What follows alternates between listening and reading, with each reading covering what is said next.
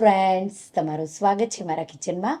આજે આપણે બનાવીશું ફરસાણની દુકાનના ખમણ ભૂલી જાવ એવા આજે આપણે પહેલી જ વારમાં પરફેક્ટ બને એવા વાટી દાળના ખમણ બે ફ્લેવરમાં, ટમટમ ખમણ અને સાદા ખમણ.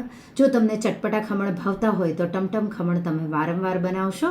જો તમને મારી રેસિપીઓ ગમતી હોય અને હજુ સુધી ચેનલને સબસ્ક્રાઈબ ન કર્યું હોય તો સબસ્ક્રાઈબ કરજો અને બાજુમાં આપેલી ઘંટી દબાવજો એટલે નવી નવી રેસિપીના નોટિફિકેશન આવે. તો ચાલો બનાવીએ. તો એના માટે એક બાઉલમાં આપણે 1.5 કપ ચણાની દાળ લઈ ચણાની દાળને સારી રીતે ધોઈ આ રીતે ઉપર સુધી પાણી ભરી 4 થી 5 કલાક માટે પલાળી દઈશું. 4 થી 5 કલાક જેવું થશે એટલે આ રીતે તમે જોઈ શકો છો દાળ એકદમ સારી રીતે પલાળી ગઈ છે.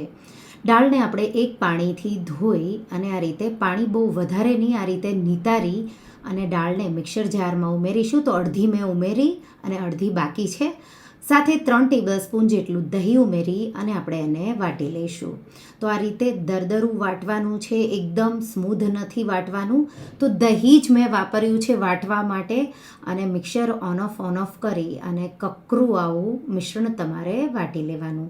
એ જ રીતે બચેલી દાળમાં મેં પાછું 3 ટેબલસ્પૂન જેટલું દહીં ઉમેરી અને આ રીતે વાટી લીધું. 6 ટેબલસ્પૂન જેટલા દહીંની તમને જરૂર પડશે.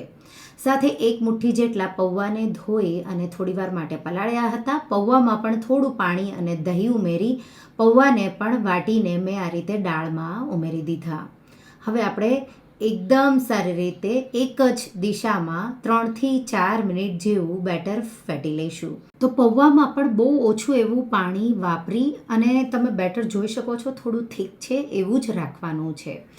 1 ટેબલસ્પૂન જેટલું તેલ ઉમેરી શરૂઆતમાં બેટર છે એ હળવું એકદમ નહીં હોય. તમે 3 મિનિટ જેવું એક દિશામાં આ રીતે ફેટશો એટલે બેટર તમારું એકદમ હળવું એવું ફ્લફી એવું થઈ જશે. આ રીતે એક જગ્યા પર ભેગું કરી ઢાંકી 8 થી 9 કલાક માટે આથો આવવા દઈશ. તો ગરમીઓના સિઝનમાં 8 થી 9 કલાક અને શિયાળાની સિઝન હોય તો 12 કલાક જેવો આથો આવવા દેવાનો.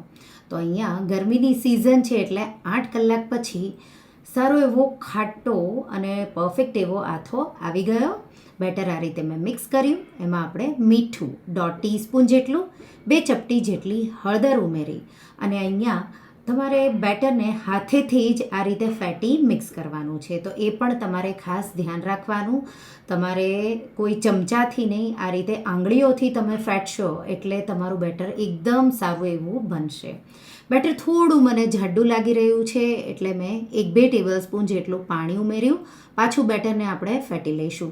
તો જ્યારે વાટો ત્યારે બહુ પાણી નથી ઉમેરવાનું. પછી જ્યારે બનાવતા ટાઈમે તમને લાગે કે બેટર જાડું છે તો 1-2 ટેબલસ્પૂન જેટલું પાણી ઉમેરી સારી રીતે ફેટી લેવાનું. તો હવે પરફેક્ટ એવું બેટર રેડી થઈ ગયું. 1/2 ટેબલસ્પૂન જેટલી આદુ મરચાંની પેસ્ટ કે તીખાશ તમારા ઘરમાં ખવાતી હોય એ રીતે તમારે આદુ મરચાંની પેસ્ટ ઉમેરી અને એકદમ સારી રીતે મિક્સ કરી દેવાનું. તો બેટર આપણું બનીને તૈયાર થઈ ગયું. હવે એક પ્લેટ લઈ લઈશું. તો થોડી ડીપ હોય એવી લેવાની. અહીંયા હું ઢોકળિયામાં બનાવી રહી છું એટલે મેં ઢોકળિયાની પ્લેટ લીધી છે. તમે નોર્મલ થોડી ડીપ પ્લેટ હોય તો એ પણ લઈ શકો. 1/2 ટીસ્પૂન તેલથી મેં પ્લેટને ગ્રીસ કરી લીધી. બેટરમાં આપણે 1/2 ટીસ્પૂન ઈનો ફ્રૂટ સોલ્ટ અને 1/2 ટીસ્પૂન ખાવાના સોડા, તો બેયનું કોમ્બિનેશન ઉમેરવાનું છે. અહીંયા તમારે ખાસ ધ્યાન રાખવાનું છે. થોડા લીંબુના રસના ટીપાં ઉમેરી દઈશું એટલે ખાવાના સોડા અને ઈનો બે એક્ટિવેટ થઈ જશે. એકદમ સારી રીતે મિક્સ કરીશું.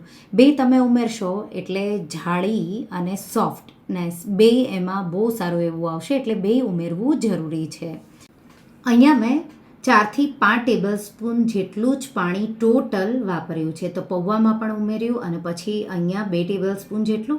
તો આવું બેટર તમારું થીક હોવું જોઈએ. તો બેટરને મેં પ્લેટમાં ગ્રીસ કરેલી પ્લેટમાં ઉમેરી દીધું અને હવે ઉપર અધકચરા વાટેલા મરી.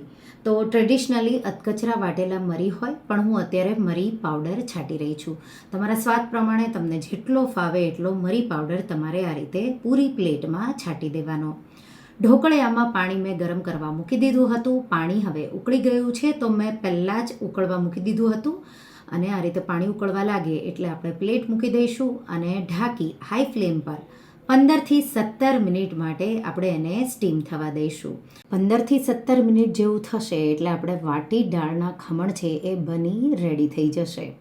જો તમને શ્યોર ન હોય તો આ રીતે નાઇફથી તમારે ચેક કરી લેવાનું.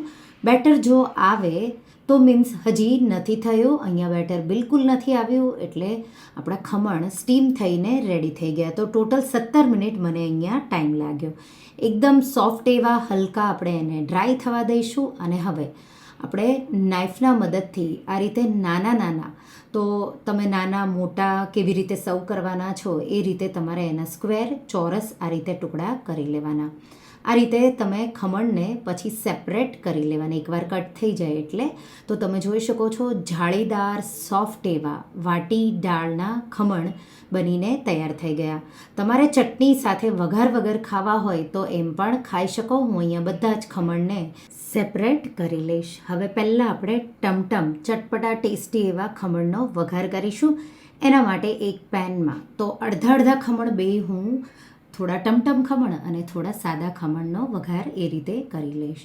2 ટેબલસ્પૂન જેટલું તેલ ગરમ કરીશું. એમાં અડધો ટેબલસ્પૂન રાઈને ફૂટવા દઈશું. 3 લીલા મરચાં આ રીતે ઉમેરી દઈશું. અડધી ટીસ્પૂન હિંગ ઉમેરીશું. 2 ટેબલસ્પૂન જેટલા સફેદ તલ ઉમેરી અને આપણે આ રીતે એમાં ખમણ, તો તમારે જેટલા ટમટમ ખમણ બનાવવા હોય એ રીતે તમારે અહીંયા ખમણ ઉમેરી દેવાના. આ રીતે ગેસની ફ્લેમ સ્લો ટુ મીડિયમ રાખી એકવાર મેં એની સાઈડ ચેન્જ કરી.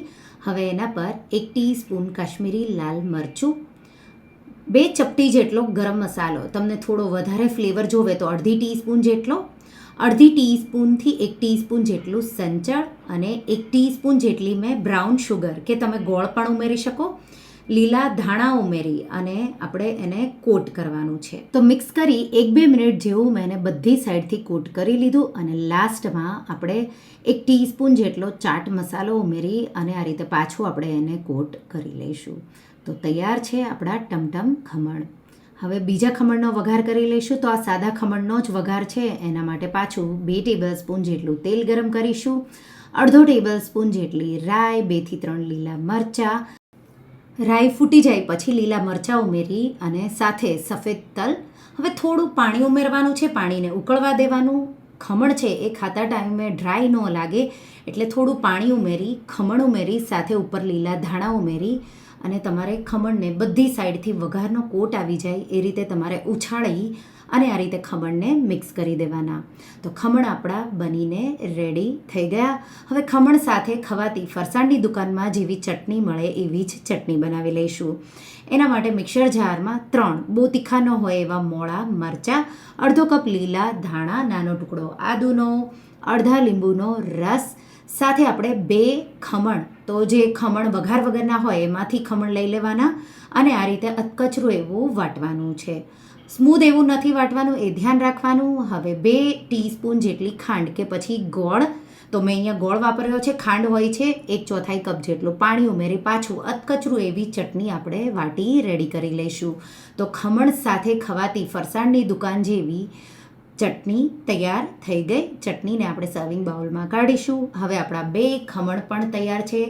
ગરમ ગરમ ટમટમ ખમણના વઘારમાં પાણી ઉમેરવાની તમારે જરૂર નથી. એ ખમણ ચટણી સાથે કે ચા સાથે વઘાર વગર પણ તમને ડ્રાય ખાવામાં નહીં લાગે. જ્યારે આ સાદા ખમણ છે એ તમે એકલા નહીં ખાઈ શકો એટલે એમાં તમારે વઘારમાં પાણી ઉમેરવું જરૂરી છે.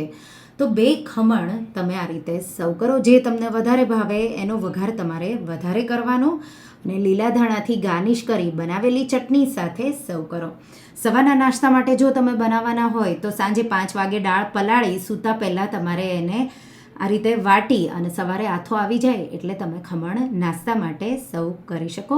જો તમે ફરસાણની દુકાન જેવા ટમટમ વાટી દાળના ખમણ કે સાદા વાટી દાળના ખમણ ક્યારેય ન ટ્રાય કર્યા હોય તો ચટણી સાથે આ રેસીપી તમે ટ્રાય કરજો. તમે બહાર ના ભૂલી હંમેશા ઘરે આ જ રીતે વારંવાર બનાવશો.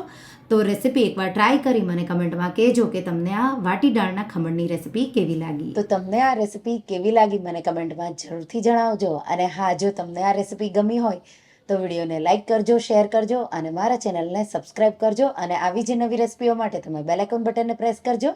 Thank you for watching.